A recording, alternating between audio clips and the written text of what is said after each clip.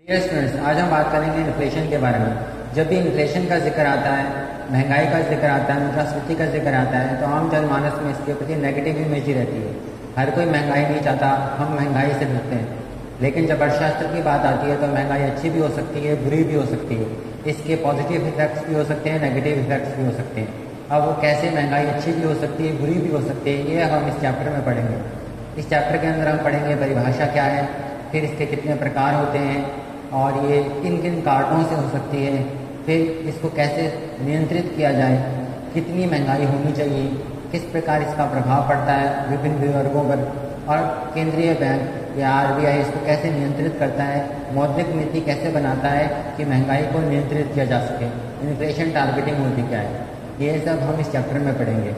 तो सबसे पहले मैं आपको बता दूं कि महंगाई के बारे में जब हम बात करते हैं तो कुछ स्टूडेंट्स ये सीधे से जवाब देते हैं कि कीमतें बढ़ने को महंगाई कहते हैं, लेकिन कीमतों की वृद्धि को महंगाई नहीं कहते।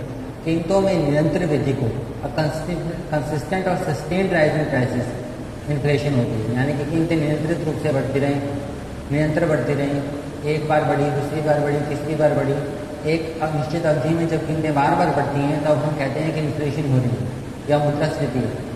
निरंतर वृद्धि, मूल्यों में निरंतर वृद्धि।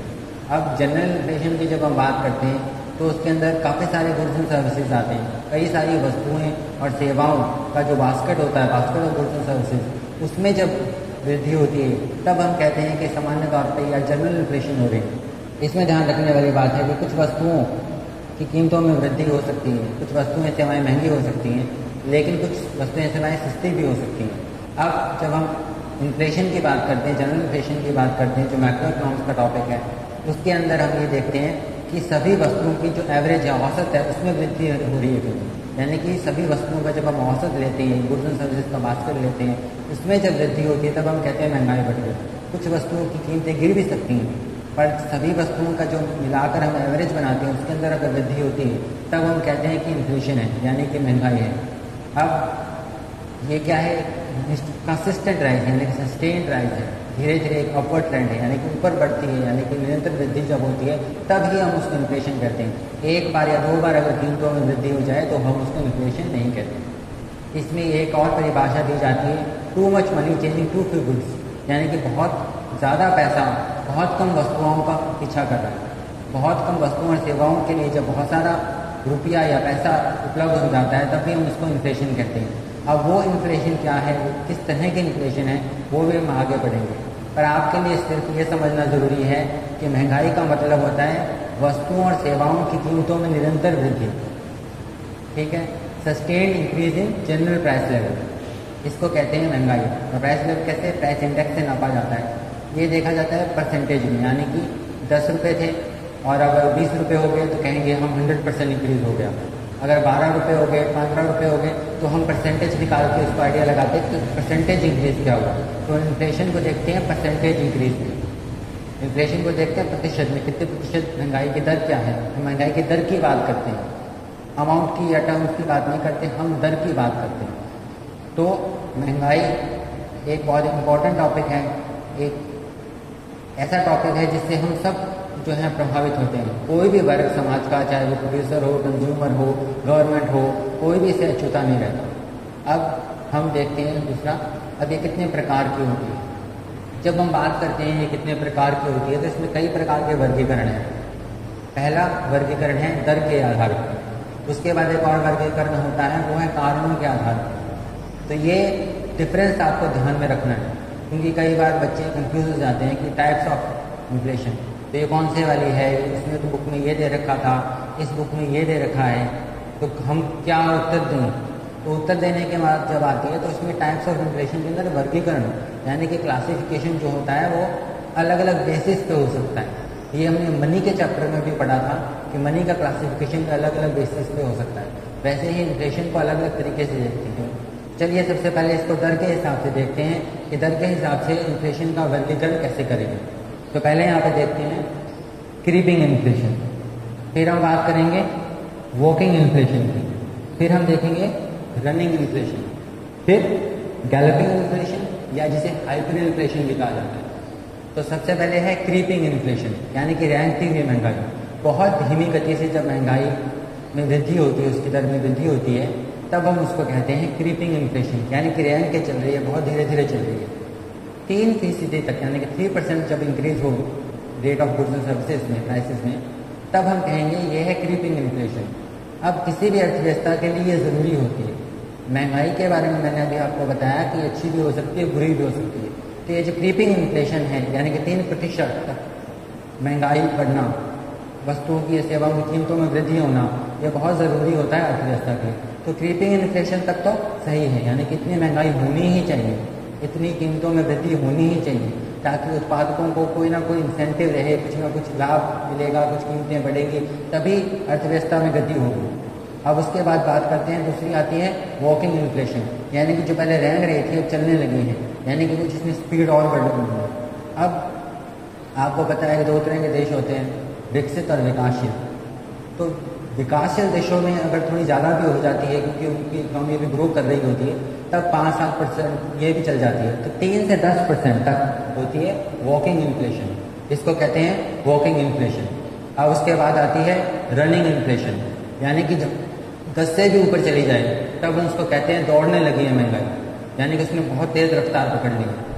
जब वॉकिंग इन्फ्लेशन हो रही हो और 7-8% हो जाए, 7% हो जाए, अलग अलग अर्थव्यवस्था के आधार पर वहाँ का सेंट्रल बैंक इसको एक चेतावनी के रूप में लेता है और नियंत्रण करने का प्रयास करने लगता है, ताकि जब वो चल रही है तभी उसको नियंत्रण में किया जाए।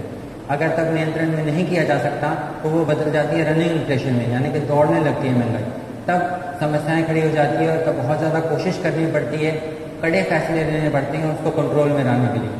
और उसके बाद आती है गैलपिंग इन्फ्लेशन, तीव्रगामी रफ्तार पकड़ लेती है, तीव्रगामी महंगाई कहते हैं इसको। ये आती है, इसको भी कहते हैं हाइपर इन्फ्लेशन। आपने अगर कोई टर्म पढ़ी हो हाइपर इन्फ्लेशन, कुछ टाइम पहले न्यूज़ में भी था हाइपर इन्फ्लेशन। तो हाइपर इन्फ्लेशन, गैलपिंग इन्फ्लेशन, घोड़ा होता है ना, वो गैलप करता है, तो वो रफ्तार पकड़ लेता है, उसको कहते हैं गैलपिंग इन्फ्लेशन, हाइपर इन्फ्लेशन, तीव्रगामी मुद्रास्फीति। अब इसके अंदर क्या है, बहुत ज़्यादा, यानी कि 50%, 60%, 100%, 1000% तक ये चली जाती है महंगाई, यानी कि इतनी तेज़ी से कीमतों में वृद्धि होती है कि आप उसकी समझ में नहीं पाते हैं। फेडरल बैंक होता है, सेंट्रल बैंक होता है किसी देश का, मॉनेटरी अथॉरिटीज़ होती हैं, आम जनमानस में इसका बहुत खतरनाक प्रभाव पड़ता है, पूरी अर्थव्यवस्था चौपट हो सकती है। इसका एक उदाहरण ध्यान में रखिएगा, नोट भी कर लीजिए, जर्मनी था। 1923 में जर्मनी का ये कंडीशन हुई थी, इससे पहले ऑस्ट्रिया में भी ये हो चुकी है।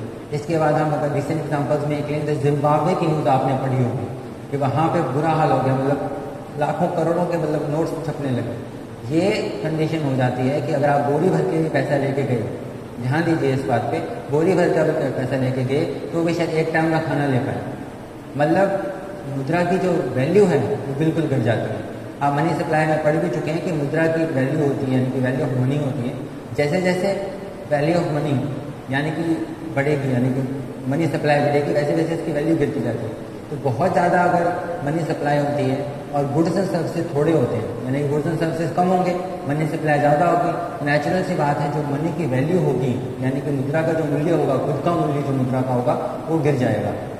कीमतें ज़्यादा बढ़ने से आपकी जो मॉनेटरी वैल्यू रह जाती है वो कम हो जाती है। अब इसको एग्जाम्पल से समझते हैं। मान लीजिए 100 का नोट में आप एक चीज़ ले सकते हैं, लेकिन बहुत ज़्यादा लोगों के पास पैसा आ गया, प्रिंट होके आ गया, सरकार ने प्रिंट करना शुरू कर दिया प्रिंटिंग मशीन में, और सबके पास वो नोट ही नोट हो गए। नोट क्या है, मनी क्या है, एक तरह का कागज़ का टुकड़ा है, ठीक है। उससे हम वस्तुएं और सेवाएं खरीदते हैं, तब उसकी कुछ कीमत होती है। अगर बहुत ज़्यादा नोट छाप छाप के आपको दे दिए तो वस्तुएं सेवाएं तो निश्चित हैं वो, इसके बाद इतना सारा पैसा आपके पास आ गया और आप कम वस्तुओं को खरीदने का प्रयास कर रहे हैं इकोनॉमी में, तो क्या होगा, उस पैसे की वैल्यू गिर जाएगी। उसको कहते हैं हाइपर इन्फ्लेशन। ये हम आगे समझेंगे, जब उसको मॉनेटरी फिनोमेना की तरह समझेंगे इन्फ्लेशन को, तब हम आगे समझेंगे। तो मूल बात आज के चैप्टर में आपको ध्यान रखनी है कि इन्फ्लेशन क्या है, अच्छा भी हो सकता है, बुरा भी हो सकता है, और कंसिस्टेंट राइज यानी कि निरंतर वृद्धि मूल्यों में, वो ही कहलाती है इन्फ्लेशन। एक बार में इन्फ्लेशन नहीं होती। और क्रीपिंग इन्फ्लेशन होती है, वॉकिंग इन्फ्लेशन होती है, रनिंग इन्फ्लेशन होती है, गैलपिंग या हाइपर इन्फ्लेशन होती है। रेंगती हुई महंगाई, चलती हुई महंगाई, दौड़ती हुई महंगाई, और फिर तीव्रगामी महंगाई यानी कि कंट्रोल से बिल्कुल बाहर, वो होती है इन्फ्लेशन। ये है वर्गीकरण दर के आधार पर। अब अगले चैप्टर में हम पढ़ेंगे कैसे कारण क्या कारण होते हैं, उन कारणों के आधार पर क्या वर्गीकरण होता है। ठीक है, तो आज इन पॉइंट्स को आप नोट कर लीजिएगा। क्रीपिंग, वॉकिंग, रनिंग, गैलपिंग या हाइपर इन्फ्लेशन। Thank you.